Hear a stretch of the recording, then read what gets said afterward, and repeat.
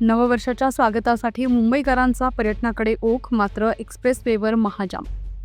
सरत्या वर्षाला निरोप देत नववर्षाचं स्वागत उत्साहात करण्यासाठी मोठ्या प्रमाणावर मुंबईकर लोणावळा, महाबळेश्वर आणि कोल्हापूरकडे रवाना झाले आहेत.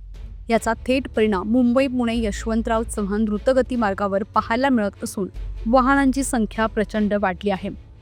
खंडाळा बोरघाट परिसरात मोठी वाहतूक कोंडी निर्माण झाली असून काही ठिकाणी वाहनांच्या लांबच लांब रांगा लागल्या आहेत. वाहन चालकांना तासनतास कोंडीत अडकून पडावं लागत असल्याचं चित्र आहे.